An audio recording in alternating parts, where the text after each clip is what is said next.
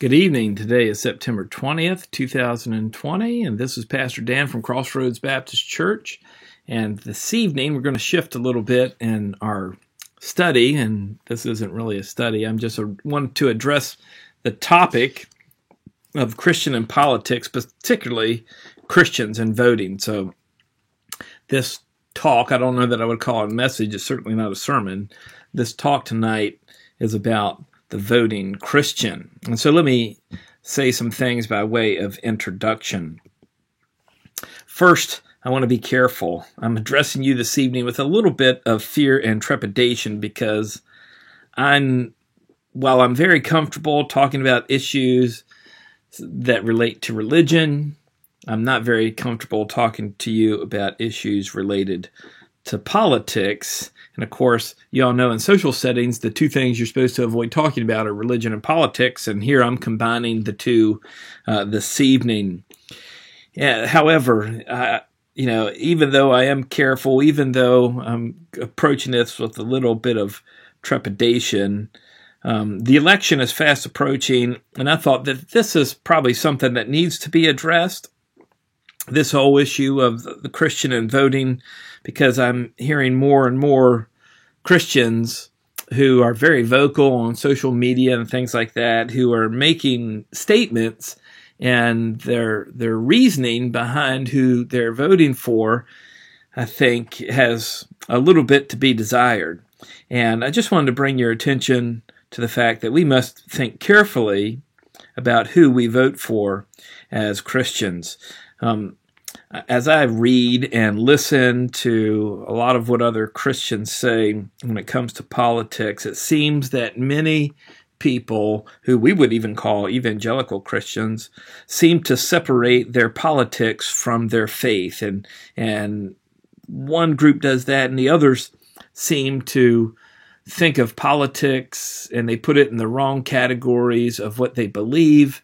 And there's just a lot of confusion out there. So this is something that I wanted to address, but I wanted to address carefully, not suggesting that anything I have to say comes from the Lord. It's certainly not inspired, but I think this would be helpful and practical kind of approach to how does a Christian decide who to vote for? And I'm not going to tell you who to vote for, but I do want to make sure that you know there is a way that we as Christians can make decisions about who to vote for in our political world. And so the first thing I want you to know is that I'm addressing one type of person, and this type of person fits into two categories. The first category is that they're a Christian, and the second category is that they're a citizen of the United States. So I'm not addressing Christians in general here this evening, nor am I addressing the citizens of our country in general. I am specifically addressing what I think should be a concern for citizens of our country who are Christians. So just want to keep that in mind. Also, as to go along with this talk, I think we need to understand a little bit of the context of our political system, just to keep this in mind. I'm sure you already know this, but just by way of reminder that we have a complex political system in the United States of America. It's integrated across local and state-held offices. We'll have elections on all these levels this year. And we need to understand that this is a complex process and that this process, even on the local level, will have influence on national implications. And just to be reminded about the complexity of our political process, Justice Ruth Bader Ginsburg has just died, and there's already a lot in the media about whether or not her successor should be appointed at this time in our election season. And that just goes to show us that who we elect doesn't just have an impact on who's going to be in the White House. It impacts a whole multitude of other things. And we need to be aware of all these things. And we have a complex political process, but we also have a constitution. The Constitution is not really part of our political process, but it lays out how our political process turns into how our government is to operate. And it's very clear and it's very straightforward. So I would suggest to you, if you haven't read the Constitution in a while, it's not a real long document. In fact, our Constitution is one of the shortest constitutions in the world. It's probably a little bit over 5,500 words altogether. That's 5,500 words altogether. So it's not a long document. I would encourage you, as a citizen of our country, to read the Constitution. You would be amazed how it'll shed light on the things that are true and the things that are false that you're hearing in the media today. Thirdly, let me address the issue of a Christian president. We are not voting for a Christian president. We're not voting for the pastor of our country. We are voting for one of the candidates who best represents our values, our biblical values, and our vision for our country. Now, having said that, I think we would all agree it would be great if our country had a conservative Christian president who met all the qualifications and was up to the task. But let me tell you, even if we had a Christian president, it wouldn't solve all the different dilemmas that we're seeing in our world today. I mean, even as Christians, we don't always agree on everything. And to think that you would agree with whatever this Christian president had as for his policies and values, I think is a little bit of naive thinking. And so, but we're not voting for a Christian president. We're voting for someone to be the president of the United States of America. We're voting for different representatives who are representing us in Congress. And then we'll have different offices that we vote for on a state or local level, whether it's governor, judges, school boards, whatever, the whole range of things. We're voting for political offices. We're not voting for someone who is a Christian president or who is a Christian senator or who is a Christian judge. Now, it would be great if we could vote for someone who is all those things. But we're taking part in a political process, and in our political process, religion really doesn't play a role.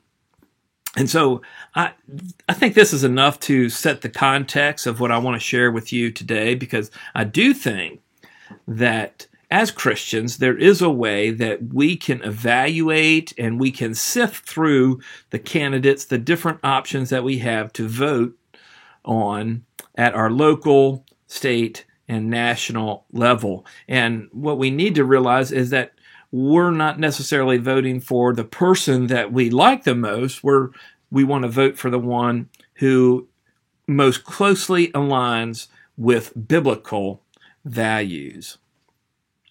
And so I have this little method for sifting, and this is just a method for evaluating different things in the political world, whether we're going to support them or not, whether we're talking about the election of a president, which presidential candidate should we support, which senator should we support, which governor should we support, who should we vote for, what should we vote for at all these different levels. And so my method for sifting through these things is that you have one level. Everything starts at level 1.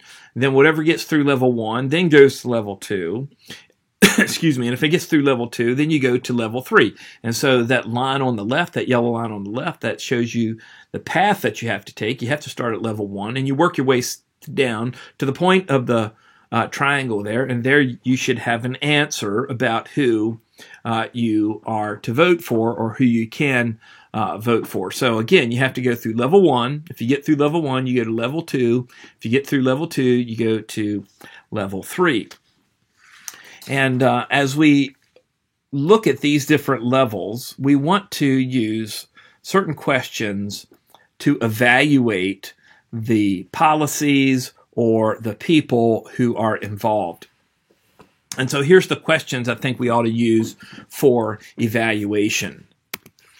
Is there anything that is opposed to clear biblical teachings and values? Whether we're talking about a policy matter that we're voting on in our election or we're talking about a person, is there anything that is opposed to clear biblical teachings and values?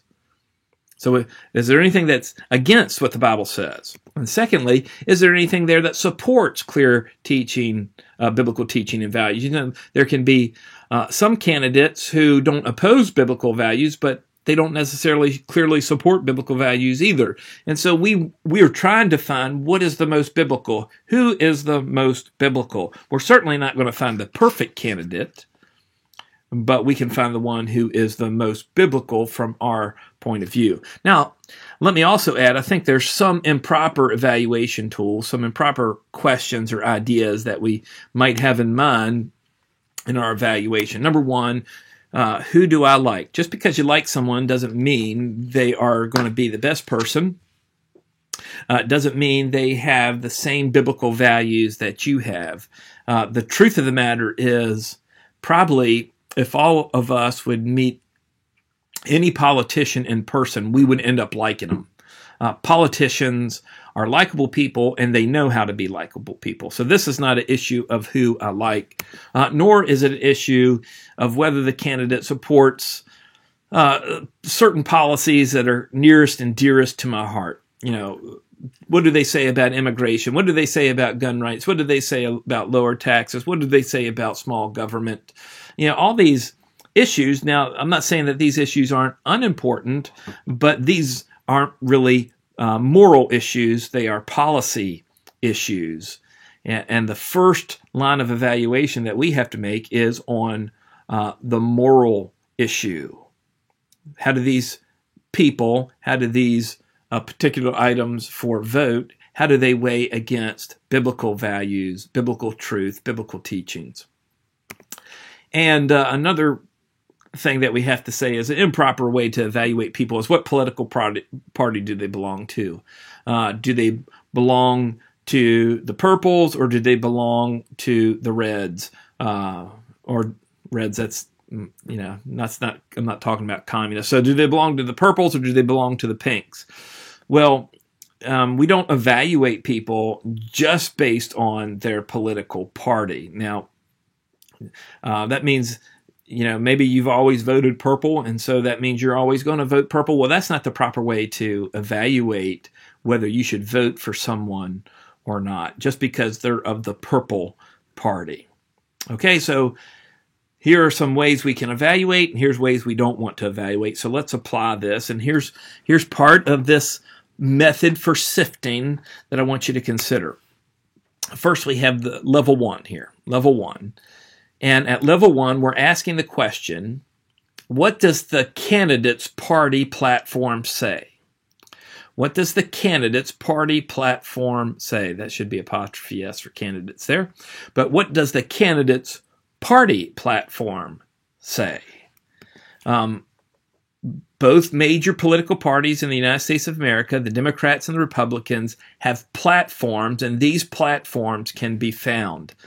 So you have the Democrat Party platform. If you type into your computer when it's connected to the internet, if you type into it DNC platform, it'll go right to the Democrat Party platform. Read it. Make yourself aware of what they believe, what values they hold to.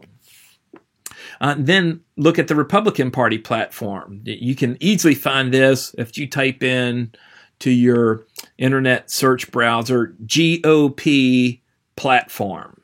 GOP platform, it'll take you right there. Read it. Find out what they value. This is the stuff that their party stands on. And so whatever a political candidate says, if they are a Democrat or they are Republican, they will fall in line with their party platform. They have to if they want to get anything done. So these party platforms are the bedrock of our evaluation.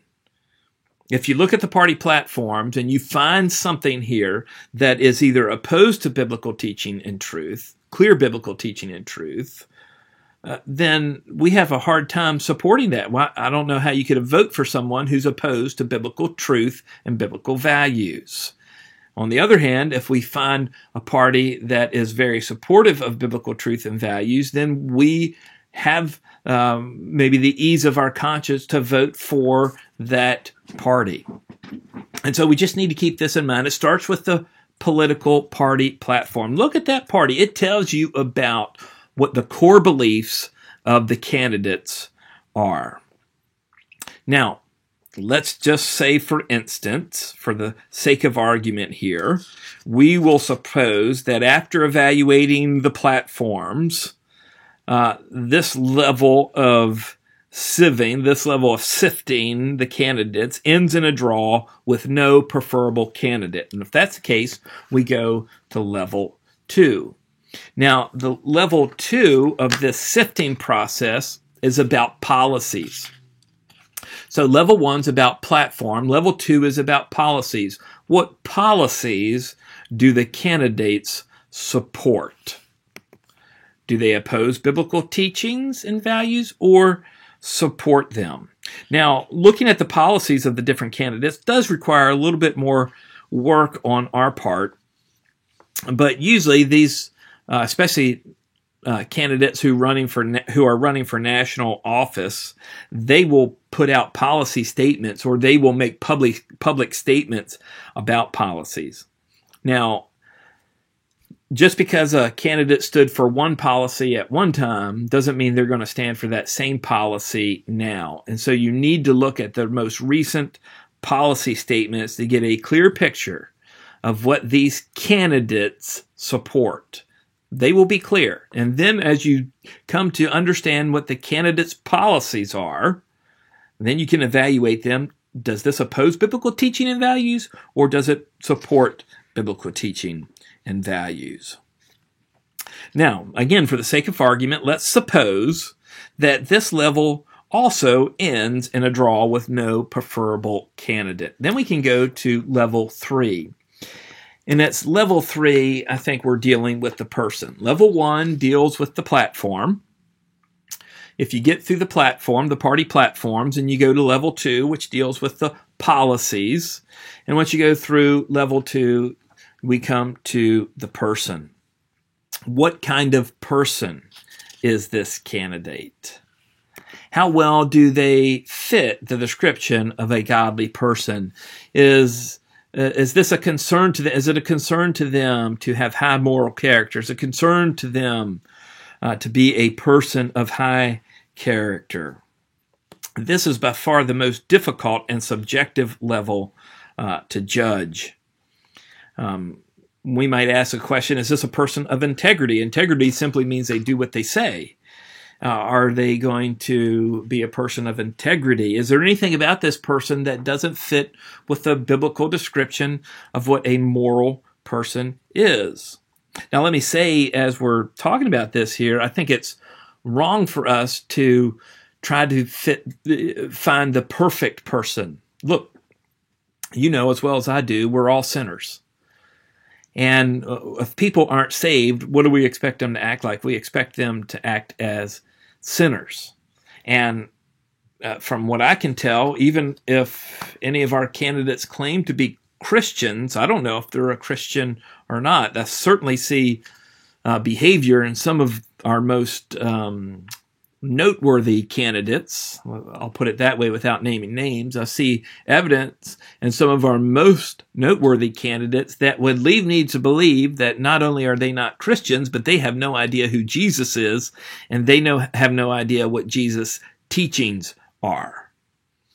But we still have to evaluate the person. And I would also say, when it comes to evaluating the person, we must evaluate the most recent examples of their character. Now, character is expressed over time, but it is possible that somebody's character has changed. People do change. The Bible tells us people change. Not only do people change as a result of accepting Jesus Christ as their Savior, but people can change as a result of having Christian influence in their life. And so we're still evaluating the character of these candidates against what the Bible says, biblical truth and biblical values. And so this method for shifting, if I can give another picture of it, a more complete picture of it, is on level 1, we're going to evaluate the platform. What does the platform say? So the candidates are running on a platform. They are running on a basic set of beliefs and values that they want to see for our country. That is their platform. This is not going to change. This is who they are. This is what their candidacy is about. Then the second level is policies. What are the policies of this candidate? What do they want to see happen? What are they going to try to make happen in their political office? And by the way, their policies have to fit under their platform. They have to agree with their platform. And then we must consider the person who is running. What's the character of this person? What kind of person are they? Are they a moral person, or are they an immoral person? Is there anything in their life most recently that would lead me to believe that even if they have good and right platform or policy, that they would not follow that? I think these are all ways that we can evaluate and make the decision about who to vote for. Now, having said that, I want to bring up a few other things here real quickly. I know that I have seen in print and online that some Christians believe that if you vote for a certain candidate who they believe is an immoral person, you have in some way compromised your faith and conscience. Is that true? Is voting for an immoral person a way to compromise your faith and conscience? And to that, I say, who isn't immoral? All have sinned and fall short of the glory of God. There is no one perfect. And if we would examine your life or the life of anybody you know under the same microscope that our politicians get examined under, I'm sure that we would undoubtedly find some type of moral failings in your life. But I would encourage you that when we approach voting for a candidate, whether it's the president, whether it's for the governor or a senator or a state representative, it is possible that we are put in a position that we have to choose between two evils, and we must choose the lesser evil, or to put another way, we have to choose the greater good. So we're given two imperfect options. And so we must choose the best option available, not the perfect option, the best option, the option that most clearly aligns itself with biblical values and biblical teaching.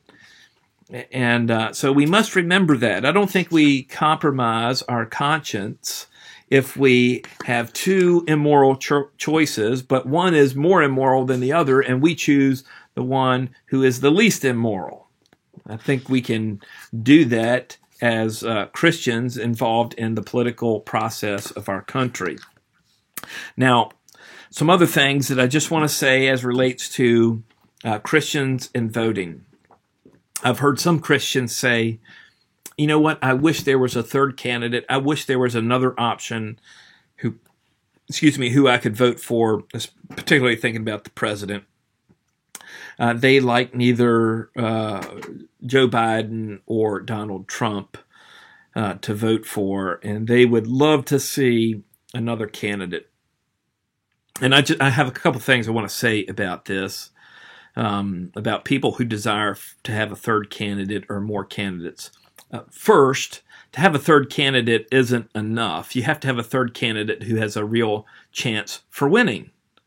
Most of the times when we have seen third candidates run or third-party candidates run, they really don't have a chance for winning. They just have a chance.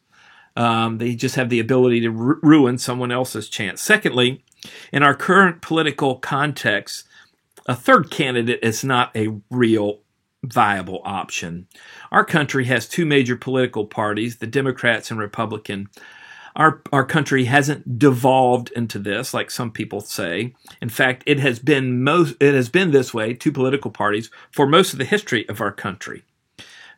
Just read some of the early histories about the elections of the United States. Third, I also say, why would we think that a third candidate would be any better than the two who are already running? And so people who talk about wanting a third candidate, they don't really want a third candidate. They want someone they are more in agreement with. So it's not just about a third candidate. They want a candidate that they find that they agree with. And I don't think there's anything wrong with wanting a candidate that you have more in common with, that you align with more, especially biblically, as long as it doesn't prevent you from dealing with the reality that there's only two candidates. And so if you're going to take part in our political process, you can want a third candidate all you want, but there's two that you have an option to vote for, or there's two on the ticket. You have to deal with the ones who are on the ticket. You can't just wish for another one. Also, I've heard other Christians say, I'm going to make a statement with my vote. And by this, they mean they're either going to vote in opposition to someone or vote or not vote at all. So they're going to vote against someone, or they are not going to vote at all. And I just don't see that as a very genuine way of taking part in our political process. Number one, to think that your vote, your single vote, is going to make a statement, to me that doesn't make sense, because Christians, even evangelical Christians and conservative evangelical Christians, make up only a very small portion of the population. And to think that your one vote is going to in some way make a statement, I think is misguided. And to not vote is at best to be ambiguous with who you support. To not vote, it doesn't send any message at all other than you have chosen not to take place in our political process and fulfill the privilege you have of being involved in the political process. And to vote for someone that you don't agree with to get back at another person, that's backbiting, that's revenge, and that certainly isn't Christian character. And so let me encourage each one of you as you are listening to this. I'm not trying to tell you who to vote for. I'm not trying to tell you what party is the biblical party, because I think you all have minds that the Lord has given you, and you can look at the platforms, just like it's on your screen right there. You can look at the platforms. You can evaluate which of these platforms is biblical or the most biblical, which of these platforms either opposes what God says or in some way supports what God says. You can look at the policies of the candidates and ask the same question. Is there one candidate whose policies are clearly more in line with the Bible than the other? And then you can look at the person and you can evaluate their character. And again, I would encourage you to evaluate their character in a more recent fashion than in the distant past, because people do change over time. And I think this is the best way to approach the decision about who to vote for in this election season. So again, I know this wasn't a biblical message, wasn't a sermon, but it is something that we as Christians need to deal with as citizens of the United States now in our political climate, and we need to have our understanding, have confidence that there is a way to evaluate who should a Christian be voting for this coming election season. Well, Lord bless you as you live for Him for the rest of this week.